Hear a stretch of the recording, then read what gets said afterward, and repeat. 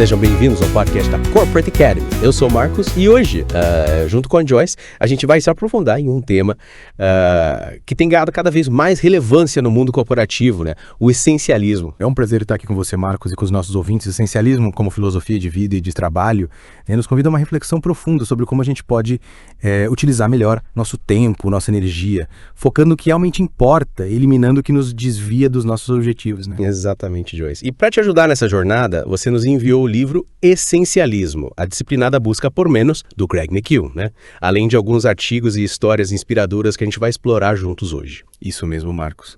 E antes de começarmos o nosso mergulho, a gente queria convidar você que nos acompanha a curtir, compartilhar esse episódio com seus amigos, com seus colegas de trabalho. E para mais conteúdo sobre desenvolvimento pessoal e profissional, acesse o nosso site, corporateacademy.org. Perfeito. Agora vamos ao que interessa. Uma das histórias que mais me chamou a atenção no livro foi do próprio autor, o Greg McKeown, né? Que largou a faculdade de Direito no meio do curso para seguir a verdadeira paixão dele. Essa história nos leva a uma reflexão importante, né?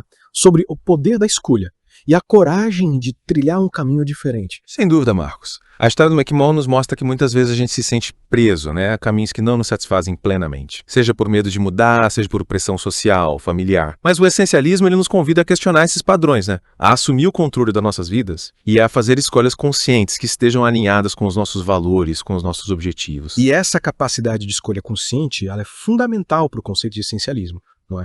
A partir do momento que a gente reconhece o nosso poder de decisão, a gente pode direcionar ele para o que realmente importa, né? Eliminando o excesso, o supérfluo, as distrações que impedem a gente de alcançar nosso potencial máximo. Com certeza, Marcos. E o livro, ele nos apresenta o paradoxo do sucesso, né? Que explica como o sucesso inicial ele pode, paradoxalmente, nos levar a um ciclo vicioso de excessos e frustrações. Interessante, Joyce. Poderia nos explicar melhor como funciona esse paradoxo? Claro, o paradoxo do sucesso ele se divide em 4 fases. Na primeira, o sucesso inicial, ele nos abre portas para novas oportunidades. E a tendência é que a gente diga sim a tudo, né? Buscando aproveitar cada chance que surge.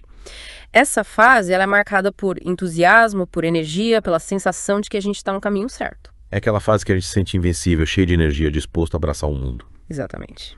Mas é aí que mora o perigo. Na segunda fase, essa enxurrada de oportunidades, ela nos leva a assumir mais responsabilidades do que a gente consegue suportar. A gente acaba sobrecarregado, com a sensação de estar sempre correndo atrás do tempo, sem conseguir dar conta de tudo. É a fase em que a empolgação inicial dá lugar ao estresse, à exaustão e à sensação de que a gente está perdendo o controle da situação. Com certeza, Marcos. E na terceira fase, a qualidade do nosso trabalho começa a ser comprometida. A exaustão, a falta de foco, a dispersão nos impedem da gente dar o nosso melhor e os resultados começam a declinar. E o que era para ser um sucesso se transforma num fardo, numa fonte de frustração, de insatisfação. Exatamente. E na quarta fase, o sucesso que a gente conquistou nas etapas iniciais, ele se torna insustentável. A gente acaba frustrado, a gente acaba desgastado com a sensação de que a gente está vivendo uma vida que não nos pertence, que não nos realiza. É como se a gente estivesse preso numa armadilha, sem saber como sair dela. É um ciclo vicioso que pode afetar qualquer pessoa, em qualquer área da vida, não é? Sem dúvida, Marcos. E o essencialismo, ele nos oferece um caminho para escapar desse ciclo, para romper com a lógica do mais é melhor e abraçar a filosofia do menos mais melhor. E como a gente pode fazer isso na prática, Joyce? Como a gente pode identificar o que é realmente essencial em meio a tantas demandas, a tantas distrações? O primeiro passo é a gente ter clareza sobre os nossos objetivos, sobre os nossos valores, né? O que a gente realmente quer alcançar. O que nos move, quais são as nossas prioridades. Uma vez que a gente tem essa clareza interna, a gente pode começar a avaliar as oportunidades que surgem à nossa volta, né? Perguntando, essa oportunidade, ela me aproxima dos meus objetivos? Ela está alinhada com meus valores? Se a resposta for não, é hora da gente ter coragem de dizer não, de abrir mão do que não nos serve, né? Do que nos afasta do nosso propósito. E como a gente pode dizer não de forma gentil e eficaz, sem causar constrangimentos ou prejudicar os nossos relacionamentos? O livro, ele nos oferece algumas estratégias interessantes para a gente dizer não com elegância, né? Preservando os relacionamentos, evitando situações delicadas. Uma delas é a técnica do não mais, em que você recusa o pedido inicial, mas oferece uma alternativa, por exemplo. Não posso assumir esse projeto agora, mas posso indicar alguém da equipe que talvez tenha disponibilidade. É uma forma de demonstrar que você está disposto a colaborar, mas que naquele momento você não pode se comprometer com aquela demanda específica. Exatamente, Marcos. Outra estratégia é a recusa com redirecionamento. Por exemplo, agradeço o convite para o evento, mas infelizmente não poderei comparecer. Tenho certeza que será muito proveitoso para você. Gostei dessas dicas. Saber dizer não com assertividade é essencial para a gente proteger o nosso tempo, a nossa energia, direcionando eles para o que realmente importa. Com certeza. E essa capacidade de dizer não, ela nos leva a um dos pilares do essencialismo, né? A arte de fazer menos, mas com mais qualidade. É o famoso menos é mais, aplicado à vida real. E como a gente pode aplicar esse princípio na prática, Joyce? O livro nos dá exemplos de como o menos, mas melhor funciona em diferentes áreas da vida. Sim, Marcos. Um dos exemplos que o livro cita é o do chefe Ferran Adrià, né? Considerado um dos melhores do mundo. Ele revolucionou a culinária ao reduzir os pratos à sua essência, focando na qualidade dos ingredientes, na precisão da execução. O restaurante dele, o El Bulli, apesar de receber milhões de pedidos de reserva por ano, ele atendia apenas 50 pessoas por noite.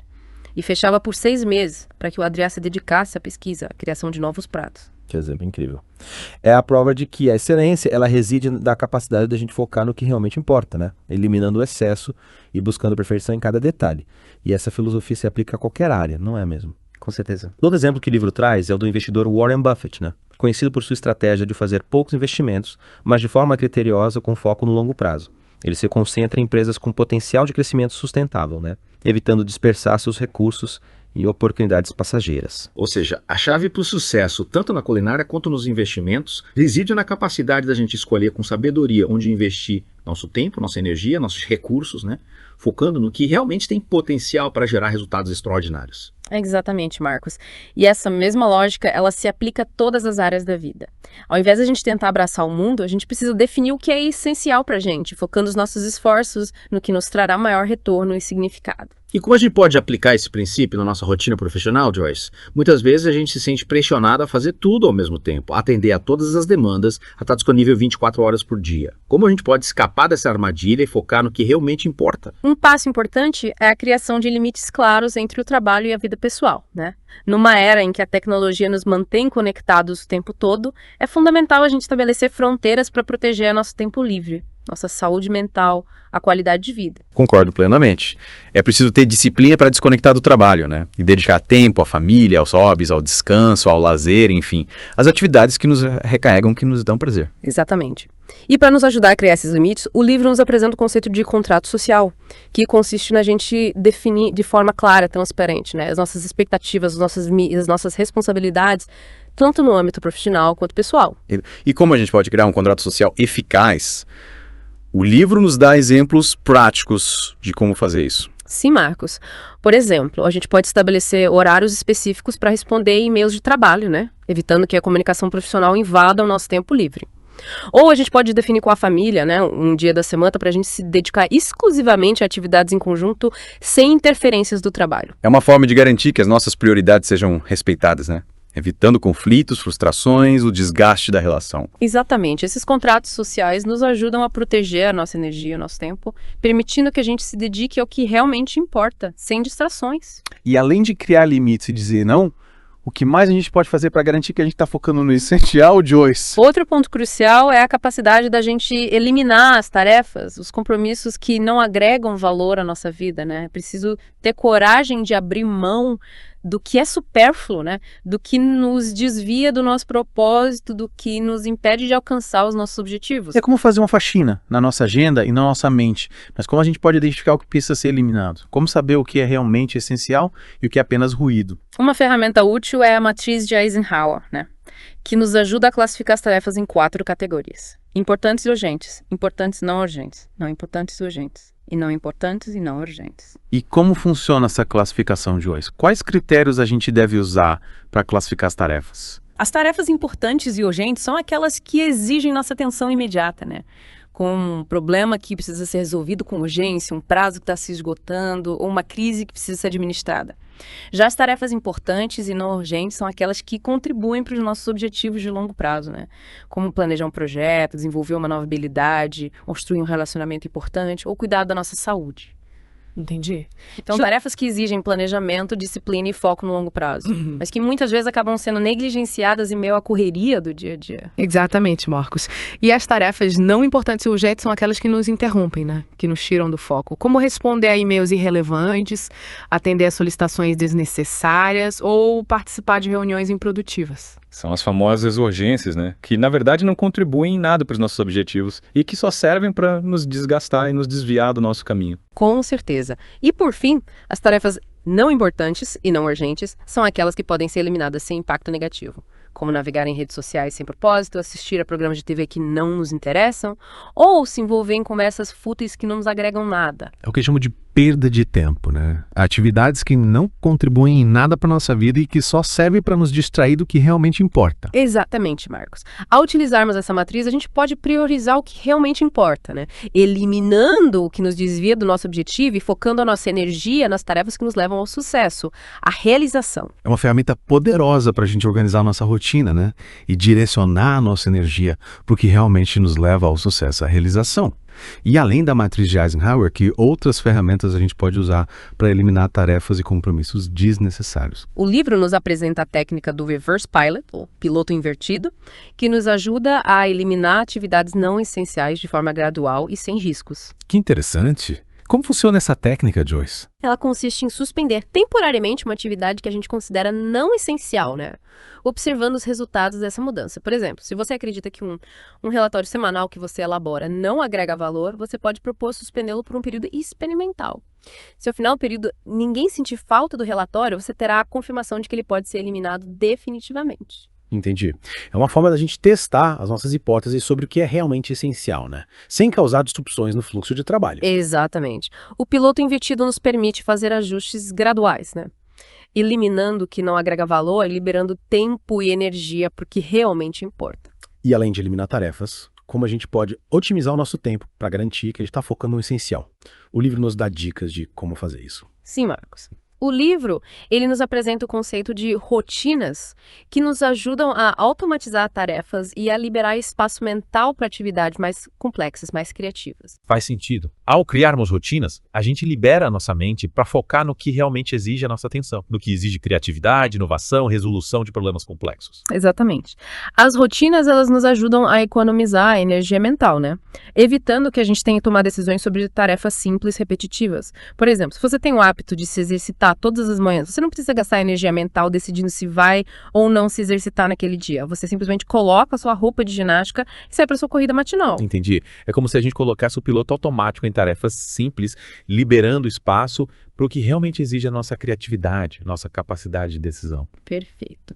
E ao criarmos rotinas para tarefas essenciais, como o planejamento do dia, a organização do espaço de trabalho ou a prática de exercícios físicos, a gente libera tempo e energia para se dedicar a atividades mais desafiadoras, mais gratificantes. E que exemplos de rotinas eficazes o livro nos apresenta? O livro cita o exemplo do nadador Michael Phelps, né, que tinha uma rotina rígida para cada competição.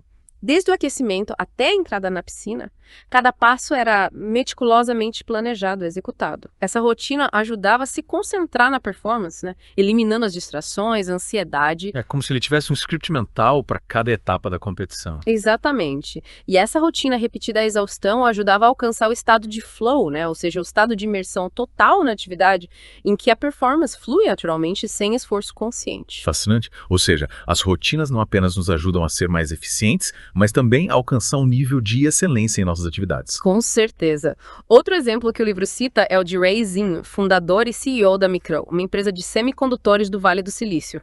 A rotina diária dele incluía acordar cedo, praticar exercícios físicos, chegar ao escritório no mesmo horário e se dedicar à tarefa mais difícil do dia logo pela manhã. Interessante. Qual a lógica por trás dessa estratégia de atacar o mais difícil primeiro? Ao lidar com a tarefa mais desafiadora logo cedo, o Ray Zinn liberava a mente dele para o restante do dia, né? Evitando a procrastinação, o acúmulo de tarefas. Essa estratégia o ajudava a manter o foco, a produtividade ao longo da jornada de trabalho. Faz muito sentido. E como a gente pode criar rotinas eficazes que nos ajudem a alcançar nossos objetivos, o livro nos dá um passo a passo de como fazer isso. Sim, Marcos. O primeiro passo é identificar as atividades essenciais que a gente quer incorporar à nossa rotina, né? Em seguida, a gente precisa definir um horário específico para cada atividade, criando gatilhos que nos ajudem a lembrar de executá-las. Por exemplo, se você quer criar o hábito de ler todas as noites, você pode definir como gatilho escovar os dentes. Após escovar os dentes, você pega um livro e lê por 30 minutos. É uma forma de associar nova atividade a um hábito já existente, né? Facilitando a incorporação dela à rotina. Exatamente. E é importante a gente começar com pequenas mudanças, né? Incorporando uma nova rotina de cada vez. Aos poucos, a gente vai construindo uma estrutura que nos permite viver de forma mais intencional, mais produtiva. E como a gente pode garantir que as nossas rotinas sejam sustentáveis a longo prazo, Joyce? Afinal, muitas vezes a gente começa com entusiasmo, mas acaba desistindo no meio do caminho. É fundamental que as rotinas sejam flexíveis, adaptáveis às nossas necessidades, às circunstâncias, né, Marcos? Não adianta a gente criar uma rotina rígida que nos cause estresse, frustração. É preciso ter espaço para ajustes, para adaptações, sem perder de vista o objetivo principal. Ou seja, as rotinas devem nos servir e não nos escravizar. Perfeito. E para que as rotinas sejam realmente eficazes, a gente precisa ter clareza sobre o propósito por trás de cada uma delas, né? Qual o benefício que essa rotina me trará, caso ela contribui para os meus objetivos de longo prazo? Quando a gente tem essa clareza, a motivação para manter a rotina se torna mais forte. Concordo. É a diferença entre fazer algo por obrigação e fazer algo por escolha consciente. E para a gente finalizar o nosso mergulho no poder das rotinas, é importante a gente destacar que elas não devem ser vistas como algo imutável. É preciso reavaliá-las periodicamente, né? Ajustando as nossas necessidades, aos nossos objetivos, que estão em constante evolução. Faz sentido. Afinal, a vida é dinâmica e as nossas rotinas precisam acompanhar esse ritmo. Exatamente. A flexibilidade e a capacidade de adaptação são essenciais para que as rotinas nos ajudem a viver de forma mais intencional, mais produtiva e mais significativa. E falando em alcançar objetivos, como a gente pode garantir que a gente está progredindo em direção ao que a gente quer, Joyce? Como a gente pode celebrar as conquistas ao longo do caminho sem perder a motivação, o entusiasmo? O livro nos apresenta o conceito de pequenas vitórias, né? Que nos ajudam a manter a motivação e a construir momentum em direção aos nossos objetivos de longo prazo. Legal. Como funciona essa estratégia das pequenas vitórias? Ela consiste na gente dividir os nossos objetivos em etapas menores, celebrando cada conquista ao longo do caminho. Ao invés de a gente focar apenas no resultado final, a gente aprende a apreciar o progresso gradual, reconhecendo cada passo dado em direção ao nosso objetivo. Entendi. É como se a gente estivesse subindo uma escada, celebrando cada degrau alcançado, ao invés de focar apenas no topo da escada. Perfeito, Marcos. E essa estratégia nos ajuda a manter a motivação, a evitar a frustração e a construir confiança na nossa capacidade de alcançar nossos objetivos. E o livro nos dá exemplo de como essa estratégia funciona na prática. Sim, um exemplo inspirador é o programa Multas Positivas, implementado pelo Departamento de Polícia de Richmond, no Canadá. Ao invés de focar apenas na punição de infratores, o programa buscava reconhecer e recompensar os cidadãos que demonstravam comportamentos positivos, como ajudar o próximo, cuidar do meio ambiente ou respeitar as leis de trânsito. Que iniciativa interessante. E quais foram os resultados dessa abordagem inovadora? Os resultados foram surpreendentes, Marcos. O programa Multas Positivas conseguiu reduzir a reincidência criminal em mais de 50%, além de melhorar a relação entre a polícia e a comunidade. Uau! É a prova de que o reconhecimento positivo pode ser uma ferramenta poderosa para promover mudanças de comportamento e construir uma sociedade mais justa, mais harmoniosa. E essa mesma lógica pode ser aplicada aos nossos objetivos pessoais e profissionais, não é mesmo? Com certeza. Ao celebrarmos as pequenas vitórias, a gente reforça os comportamentos que nos levam ao sucesso, criando um ciclo virtuoso de progresso e realização. E como a gente pode aplicar essa estratégia na prática, Joyce? O que a gente pode fazer para celebrar as pequenas vitórias e manter a chama da motivação acesa? A gente pode começar definindo metas realistas desafiadoras, né, Marcos? Dividindo elas em etapas menores e celebrando cada conquista ao longo do caminho. É importante a gente reconhecer o nosso próprio progresso, né? Recompensando a gente pelos nossos esforços, pela nossa dedicação. E que tipo de recompensas a gente pode utilizar? O que a gente pode fazer para se presentear pelas conquistas? As recompensas podem variar de acordo com o objetivo, com as preferências de cada um, Marcos. Pode ser um momento de lazer, um presente especial, um jantar num restaurante favorito ou simplesmente um momento de descanso, de relaxamento. Importante que a recompensa seja significativa para a gente e nos motive a continuar progredindo em direção aos nossos objetivos. Exatamente. E ao celebrarmos as pequenas vitórias, a gente não apenas se motiva a continuar avançando, mas também constrói confiança na nossa capacidade de realizar os nossos sonhos. E como a gente pode evitar a armadilha da procrastinação, Joyce? A procrastinação é um dos maiores inimigos da produtividade. nos impedindo de iniciar tarefas importantes, de alcançar os nossos objetivos. Uma dica valiosa é a técnica dos 5 minutos, Marcos. Ela consiste na gente dedicar apenas 5 minutos à tarefa que a gente está adiando. Muitas vezes, a resistência inicial é o maior obstáculo para a gente começar. Ao se comprometer com apenas 5 minutos, a gente diminui a pressão e aumenta as chances de iniciar a atividade. Entendi. É como se a gente desse um pequeno empurrão para vencer nessa inicial, né? Para romper com a resistência e começar a colocar a mão na massa. Exatamente. E na maioria das vezes, após os 5 minutos iniciais, a resistência diminui e a vontade de continuar a tarefa aumenta. É como se a gente entrasse num ritmo, num fluxo que nos impulsiona a continuar. Ou seja, o mais difícil é começar. Uma vez que a gente vence a inércia, o fluxo da atividade nos impulsiona naturalmente. Com certeza, Marcos. E essa técnica dos 5 minutos pode ser aplicada a qualquer tarefa, desde responder e-mails até escrever um relatório ou iniciar um projeto. É uma ferramenta simples, mas poderosa para a gente vencer a procrastinação e avançar em direção aos nossos objetivos. Exatamente. E ao experimentarmos a satisfação de progredir em tarefas que antes a gente adiava, a gente reforça o ciclo positivo da produtividade e da realização. E como a gente pode garantir que a gente está focando no que é realmente importante em cada momento, Joyce? Como evitar se perder em meio a tantas demandas, distrações e interrupções que nos bombardeiam o tempo todo? O livro nos apresenta o conceito de Kairos, né, Marcos? Que se refere ao momento oportuno para a ação. É a capacidade da gente reconhecer o momento certo para cada atividade, concentrando a nossa energia no que é mais importante naquele instante. Interessante. É como se a gente estivesse sintonizando com o ritmo natural das coisas, né? Agindo em sintonia com o fluxo da vida. Perfeito, Marcos. E essa capacidade de reconhecer o Kairos, ela nos ajuda a ser mais eficientes, a evitar o desperdício de tempo e energia e a alcançar resultados extraordinários. E o livro nos dá exemplos de pessoas que dominam essa arte de reconhecer o momento oportuno para agir. Sim. O livro cita o exemplo de Larry Gelwix, técnico do time de rugby da Highland High School, que levou a equipe dele a conquistar 20 campeonatos nacionais em 36 anos. A filosofia de liderança dele se baseava em manter os jogadores focados no momento presente, né? Se concentrando no que era mais importante em cada etapa do jogo, sem se distrair com o passado ou com o futuro. Ou seja, a chave para o sucesso reside em a gente estar totalmente presente em cada momento, né? Dedicando a nossa energia àquilo que realmente importa naquele instante, sem se perder em devaneios ou preocupações. Exatamente. E essa mesma lógica se aplica a todas as áreas da vida, Marcos. Ao invés de a gente se perder em preocupações com o passado ou com o futuro, a gente precisa aprender a valorizar o presente, né? Concentrando nossa atenção no que a gente pode fazer agora para alcançar nossos objetivos e para viver uma vida mais plena, mais significativa. É como se a gente estivesse aprendendo a surfar na onda do presente, né? Aproveitando cada momento ao máximo sem se deixar levar pela correnteza das distrações. Perfeito. E ao desenvolvermos essa capacidade de reconhecer o Kairos, a gente se torna mais eficiente, mais realizado e mais feliz. Que inspirador. Mas como a gente pode cultivar essa habilidade de reconhecer o momento oportuno para a ação, Joyce?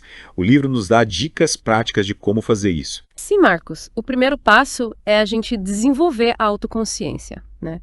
Aprendendo a observar os nossos pensamentos, as nossas emoções, os nossos comportamentos. Ao prestar atenção em como a gente reage às diferentes situações, a gente pode identificar os momentos em que a gente está mais propenso a se distrair ou a agir de forma impulsiva. Ou seja, a chave é o autoconhecimento. Quanto mais a gente se conhece, mais preparado a gente está para lidar com as armadilhas da mente, né? E agir de forma consciente, intencional. Exatamente. E ao desenvolvermos a autoconsciência, a gente pode começar a treinar a nossa mente para se concentrar no presente, né? Utilizando técnicas de mindfulness, meditação ou yoga, por exemplo. Entendi. É como se a gente estivesse aprendendo a domar a mente, né? Redirecionando a nossa atenção para o momento presente, para o que realmente importa. Perfeito. E ao cultivarmos essa capacidade de viver no presente, a gente abre espaço para que o Kairos se manifeste, né? Guiando as nossas ações em direção ao que é o mais essencial para a gente. E como a gente pode garantir que a gente está utilizando o nosso tempo e nossa energia de forma a construir uma vida que realmente tenha significado, Joyce?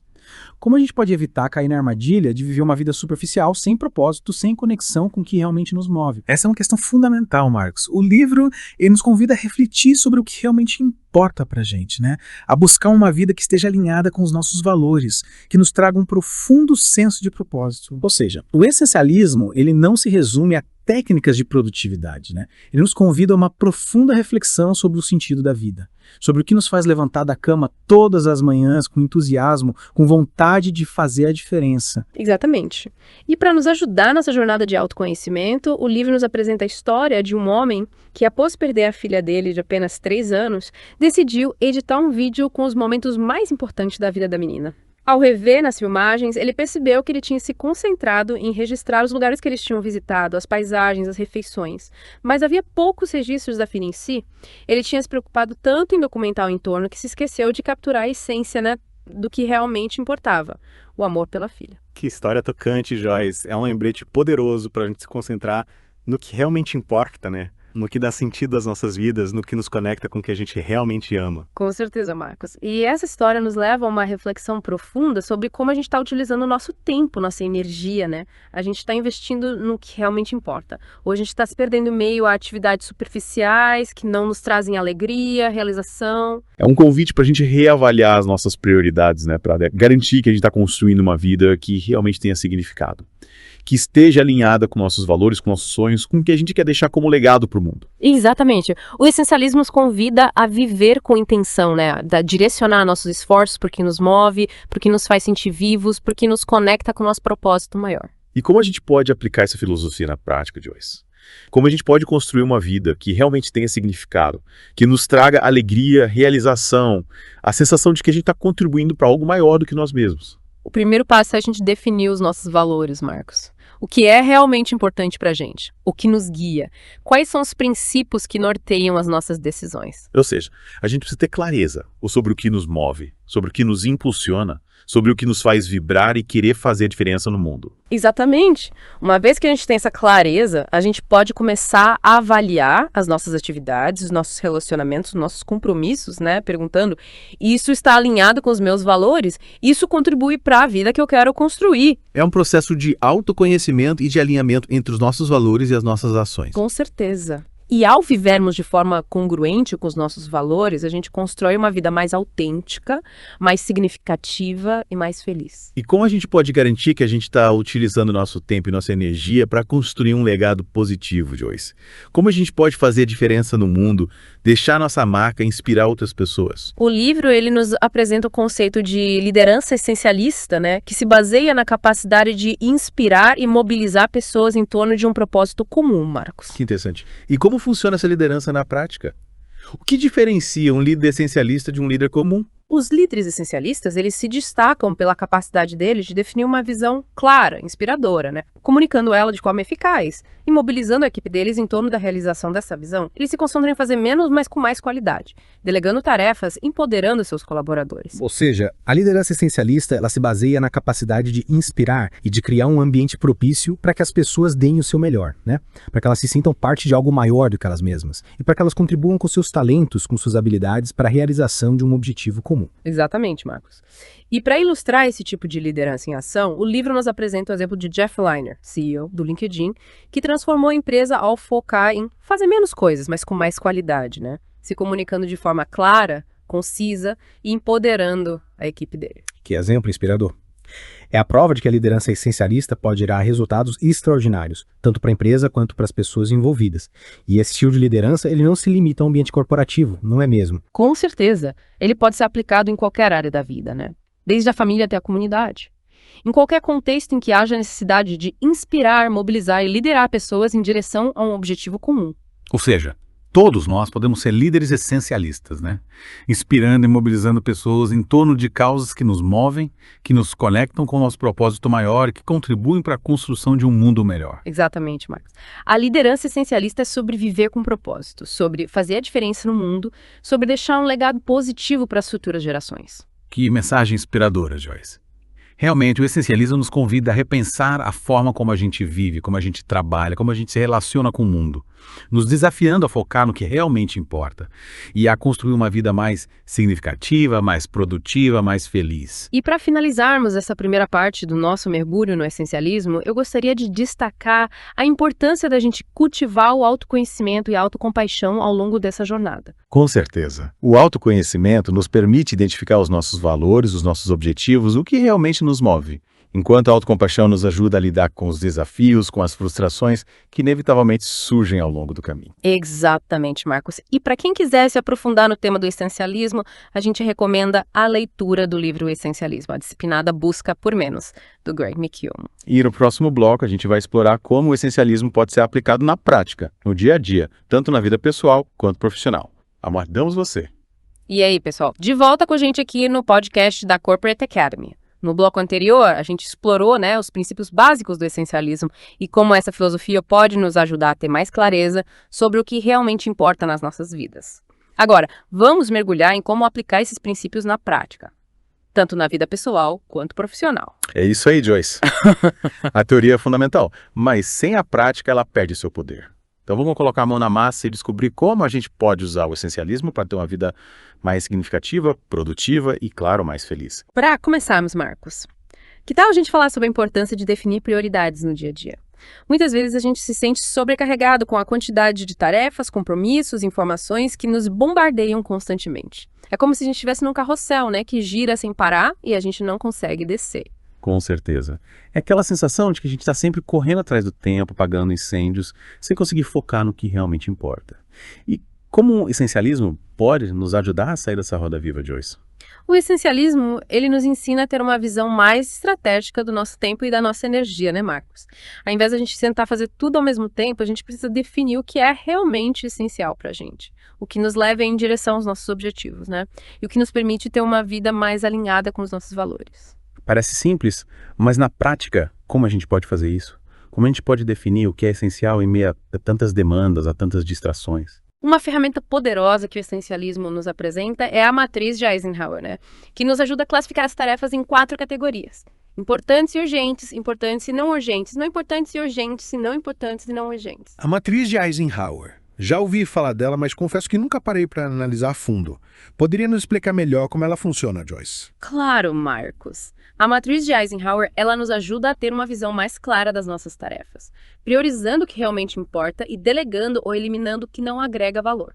As tarefas importantes e urgentes são aquelas que exigem a nossa atenção imediata, como um problema que precisa ser resolvido com urgência, né? Um prazo que está se esgotando ou uma crise que precisa ser administrada. Então são as tarefas que a gente não pode adiar, né? Que exigem ação imediata e que geralmente geram mais estresse, mais ansiedade. Exatamente. Já as tarefas importantes e não urgentes são aquelas que contribuem para os nossos objetivos de longo prazo, como planejar um projeto, desenvolver uma nova habilidade, construir um relacionamento importante ou cuidar da nossa saúde. São tarefas que exigem planejamento, disciplina e foco no longo prazo, mas que muitas vezes acabam sendo negligenciadas, né, em meio à correria do dia a dia. Com certeza, Marcos. E as tarefas não importantes e urgentes são aquelas que nos interrompem, né? Que nos tiram do foco. Como responder a e-mails irrelevantes, atender a solicitações desnecessárias ou participar de reuniões improdutivas. São as famosas urgências, né? Que na verdade não contribuem em nada para os nossos objetivos. E que só servem para nos desgastar e nos desviar do nosso caminho. Exatamente. E por fim, as tarefas não importantes e não urgentes são aquelas que podem ser eliminadas, né? Sem impacto negativo.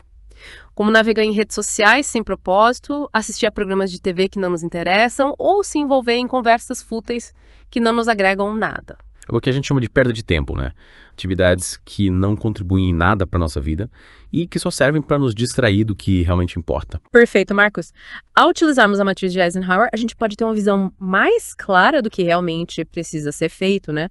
Do que pode ser delegado ou adiado e do que pode ser simplesmente eliminado da nossa lista de tarefas. E como a gente pode usar a matriz de Eisenhower na prática? Joyce, o livro ele nos dá exemplos de como fazer isso. Sim, Mar. Uma dica é criar o hábito de, no início de cada dia ou de cada semana, né?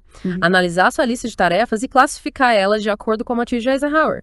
Isso vai te ajudar a ter uma visão mais estratégica do seu tempo, né? E a priorizar as atividades que realmente importam. E como a gente pode lidar com as tarefas importantes e não urgentes, aquelas que contribuem para os nossos objetivos de longo prazo, né? Mas que muitas vezes acabam sendo deixadas de lado. A chave é reservar tempo na agenda para essas tarefas, Marcos. É como se a gente estivesse agendando um compromisso com nós mesmos, né? Com os nossos objetivos, com a vida que a gente quer construir. Faz sentido. Mas e se a nossa agenda já estiver lotada de compromissos? Como a gente pode criar espaço para as tarefas importantes e não urgentes? Nesse caso, a gente precisa ter a coragem de dizer não para algumas demandas, Marcos. Lembra do que a gente falou no bloco anterior? A capacidade de dizer não é fundamental para a gente proteger o nosso tempo, a nossa energia e para garantir que a gente está investindo os nossos recursos no que realmente importa. É verdade. Mas dizer não pode ser um desafio para muitas pessoas, né? Especialmente no ambiente de trabalho, onde a gente se sente pressionado a atender a todas as demandas, né? E a estar sempre disponível. Eu compreendo, Marcos, mas é importante lembrar que dizer não para algumas demandas nos permite dizer sim para os nossos objetivos, para os nossos valores, para a vida que a gente quer ter. E como a gente pode dizer não de forma assertiva, sem causar conflitos, né? Ou prejudicar os relacionamentos. Existem algumas estratégias que a gente pode usar, Marcos. Uma delas é a técnica do sanduíche, que consiste em iniciar a conversa com um elogio ou um agradecimento, em seguida apresentar a sua recusa, justificando ela de forma clara, objetiva e finalizando reforçando a sua disposição em ajudar de outra forma ou em outro momento. Gostei da técnica do sanduíche. É uma forma de dizer não, sem ser rude ou deselegante, né? Demonstrando respeito pela pessoa, pela solicitação, mas ao mesmo tempo sendo firme na nossa decisão. Exatamente. Outra estratégia é a técnica do não mais, em que você recusa o pedido inicial, mas oferece uma alternativa. Por exemplo, se você não tem disponibilidade para participar de uma reunião, você pode sugerir outro horário ou se oferecer para enviar suas sugestões por escrito. Ou seja, demonstrar que você está disposto a colaborar, né? Mas que naquele momento você não pode atender a solicitação original da forma como ela foi feita. Perfeito, Marcos. E ao aprendermos a dizer não com assertividade, a gente protege o nosso tempo, a nossa energia, né? Garantindo que estamos investindo nossos recursos no que realmente importa. E além da matriz de Eisenhower e da capacidade de dizer não, que outras ferramentas o essencialismo nos oferece para ter uma vida mais focada, mais produtiva. O livro, ele nos apresenta o conceito de rotinas, que nos ajudam a automatizar tarefas, né? E a liberar espaço mental para atividades mais complexas, mais criativas. As rotinas. Já ouvi falar que as rotinas podem ser grandes aliadas da produtividade. Mas confesso que para mim elas sempre soaram um pouco restritivas, né? Como se limitassem a minha liberdade e minha criatividade. Entendo o seu ponto de vista, Marcos. Mas as rotinas, quando bem elaboradas, elas podem ser libertadoras, ao invés de restritivas. Elas nos ajudam a economizar energia mental, né? Evitando que a gente tenha que tomar decisões sobre tarefas simples e repetitivas. E liberando espaço para o que realmente exige a nossa atenção, como a criatividade, a inovação e a resolução de problemas complexos. Interessante. Então as rotinas, elas podem ser vistas como uma forma da gente organizar o nosso dia a dia, né? De criar uma estrutura que nos permite ter mais foco, mais energia para as tarefas que realmente importam. Exatamente. E para criar rotinas eficazes, o livro nos sugere algumas dicas, como identificar as atividades essenciais que a gente quer incorporar à nossa rotina, né?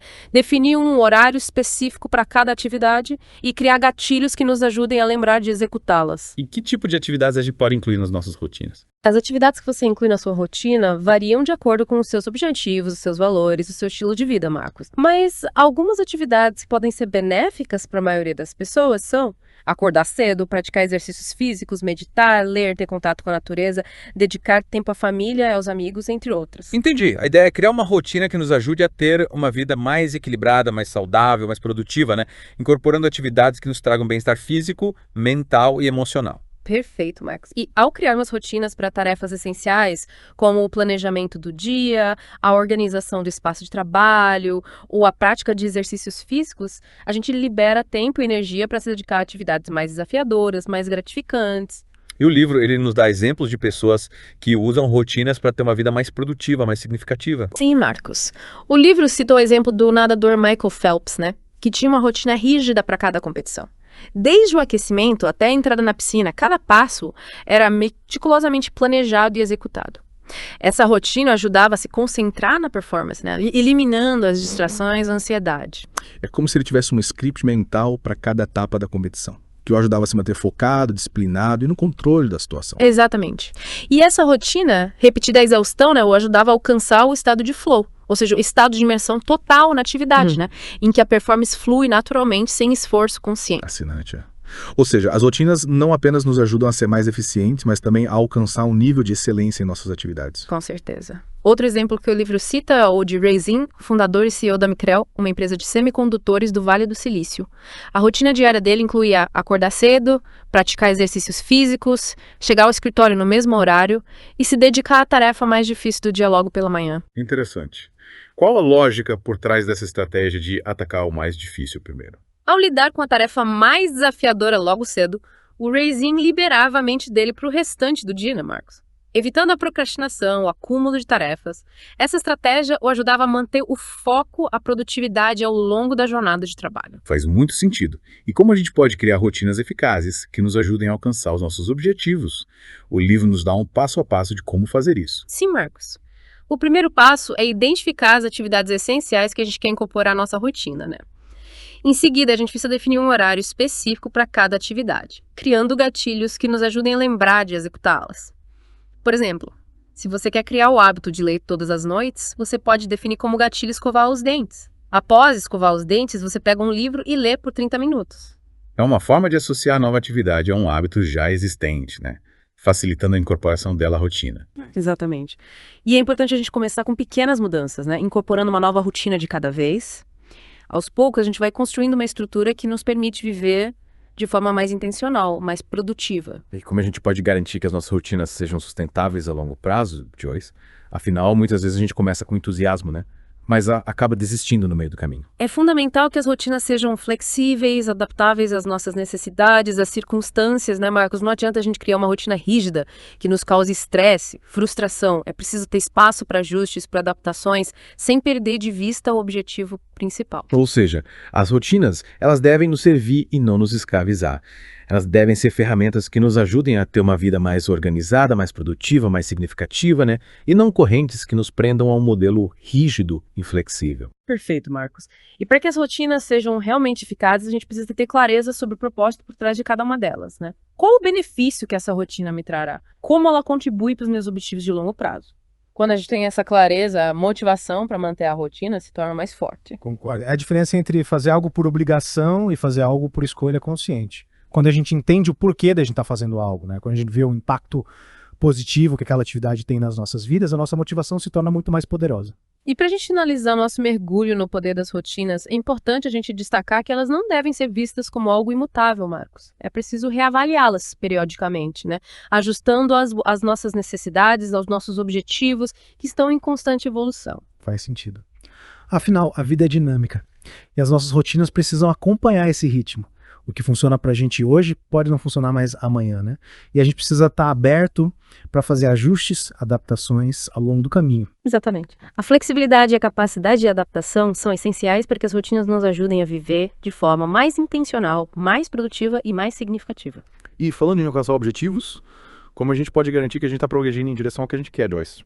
Como a gente pode celebrar as conquistas ao longo do caminho, sem perder a motivação e entusiasmo? O livro nos apresenta o conceito de pequenas vitórias, né, Marcos? Que nos ajudam a manter a motivação e a construir momento em direção aos nossos objetivos de longo prazo. Pequenas vitórias. Interessante essa ideia de celebrar as pequenas conquistas, né? Ao invés de focar apenas no resultado final. E como funciona essa estratégia na prática? Ela consiste na gente dividir os nossos objetivos em etapas menores, celebrando cada conquista ao longo do caminho. Ao invés da gente focar apenas no resultado final, né? A gente aprende a apreciar o progresso gradual, reconhecendo cada passo dado em direção ao nosso objetivo. Entendi. É como se a gente estivesse subindo uma escada, celebrando cada degrau alcançado, né? Ao invés de focar apenas no topo da escada. E essa celebração das pequenas vitórias, ela nos ajuda a manter o entusiasmo, a evitar a frustração e até a certeza de que a gente está no caminho certo. Perfeito, Marcos. E essa estratégia nos ajuda a manter a motivação, a evitar a frustração e a construir confiança na nossa capacidade de alcançar nossos objetivos. E o livro, ele nos dá exemplos de como essa estratégia funciona na prática. Sim. Um exemplo inspirador é o programa Multas Positivas, implementado pelo Departamento de Polícia de Richmond, no Canadá. Ao invés de focar apenas na punição de infratores, o programa buscava reconhecer e recompensar os cidadãos que demonstravam comportamentos positivos, como ajudar o próximo, cuidar do meio ambiente ou respeitar as leis de trânsito. Que iniciativa interessante. E quais foram os resultados dessa abordagem inovadora? Os resultados foram surpreendentes, Marcos. O programa Multas Positivas conseguiu reduzir a reincidência criminal em mais de 50%, além de melhorar a relação entre a polícia e a comunidade. Uau! É a prova de que o reconhecimento positivo pode ser uma ferramenta poderosa para promover mudanças de comportamento e construir uma sociedade mais justa, mais harmoniosa. E essa mesma lógica pode ser aplicada aos nossos objetivos pessoais e profissionais, não é mesmo? Ao celebrarmos as pequenas vitórias, a gente reforça os comportamentos que nos levam ao sucesso, criando um ciclo virtuoso de progresso e realização. Exatamente. E como a gente pode aplicar essa estratégia na prática, Marcos?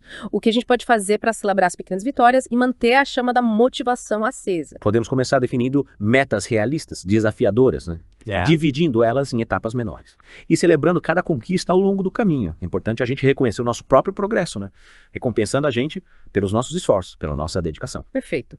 E que tipo de recompensas a gente pode utilizar? O que a gente pode fazer para se presentear pelas conquistas? As recompensas podem variar de acordo com o objetivo e com as preferências de cada um. Pode ser um momento de lazer, um presente especial, um jantar no restaurante favorito ou simplesmente um momento de descanso, de relaxamento. O importante é que a recompensa seja significativa para a gente, né? E nos motive a continuar progredindo em direção aos nossos objetivos. Exatamente. E ao celebrarmos as pequenas vitórias, a gente não apenas se motiva a continuar avançando, mas também constrói confiança na nossa capacidade de realizar os nossos sonhos. Nos Joyce, muitas vezes, mesmo com as melhores ferramentas, as melhores estratégias, né, a gente acaba caindo na armadilha da procrastinação. Sabe aquela sensação de que a gente sabe o que precisa ser feito, mas simplesmente não consegue começar? Como a gente pode evitar essa armadilha que nos impede de avançar em direção aos nossos objetivos? A procrastinação é um desafio comum, Marcos. Mas existem algumas técnicas que podem nos ajudar a vencê-la. Uma delas é a técnica dos 5 minutos, que consiste na gente dedicar apenas 5 minutos à tarefa que a gente está adiando. 5 minutos. Parece pouco tempo. Mas imagino que a ideia seja quebrar a inércia, né? Dar o primeiro passo e criar um momento para continuar a tarefa. Exatamente. Muitas vezes a resistência inicial é o maior obstáculo para a gente começar. Ao se comprometer com apenas 5 minutos, a gente diminui a pressão e aumenta as chances de iniciar a atividade. Entendi. É como se a gente desse um pequeno empurrão para vencer a inércia inicial, né? Para romper com a resistência e começar a colocar a mão na massa. E na maioria das vezes, após os 5 minutos iniciais, a resistência diminui, né? E a vontade de continuar a tarefa aumenta. É como se a gente entrasse num ritmo, num fluxo que nos impulsiona a continuar. Com certeza, Marcos. E essa técnica dos 5 minutos pode ser aplicada a qualquer tarefa, desde responder e-mails até escrever um relatório ou iniciar um projeto. O importante é dar o primeiro passo, vencer a inércia e criar o hábito de fazer o que precisa ser feito. É uma ferramenta simples, mas poderosa para a gente vencer a procrastinação e avançar em direção aos nossos objetivos. E ao experimentarmos a satisfação de progredir em tarefas que antes a gente adiava, né? A gente reforça o ciclo positivo da produtividade e da realização. Exatamente.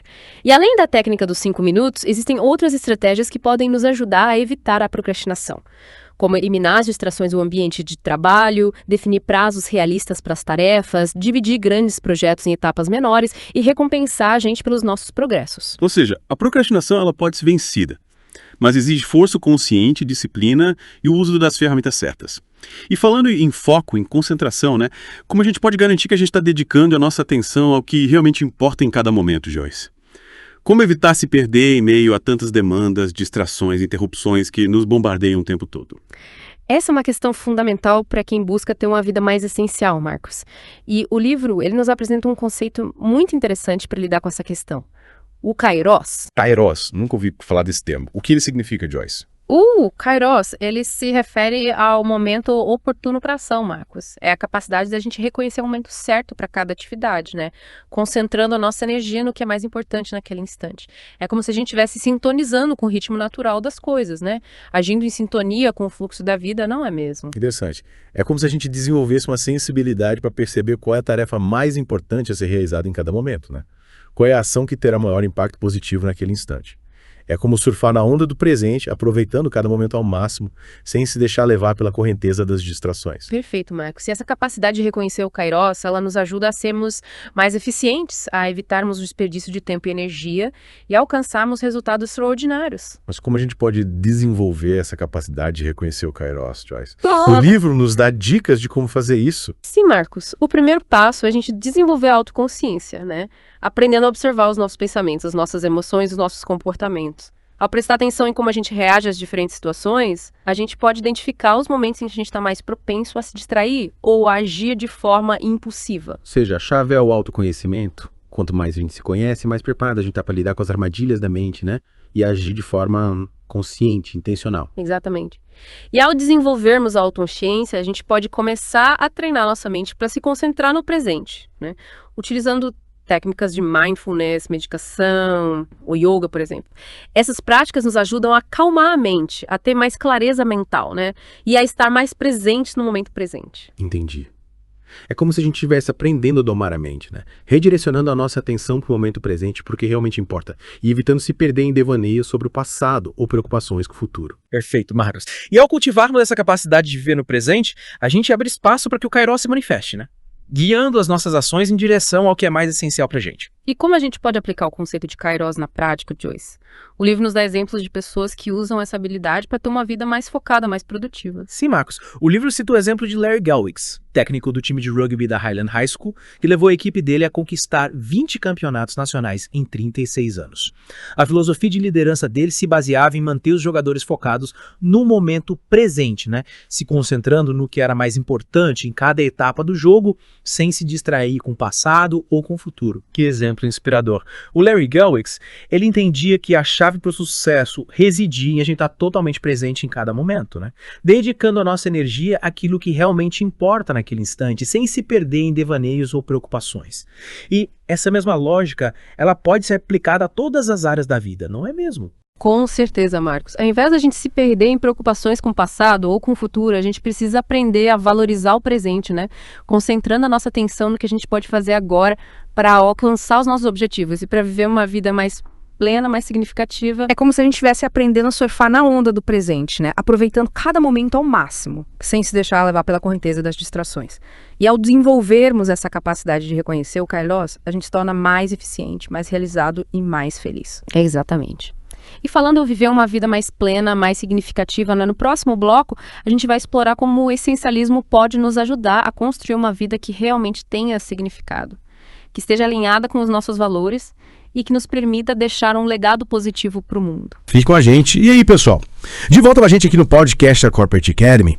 Nos blocos anteriores, a gente explorou os princípios do essencialismo, né? E como eles podem ser aplicados na vida real para a gente alcançar mais foco, mais produtividade. Mas ser essencialista não se resume apenas a fazer mais em menos tempo, né?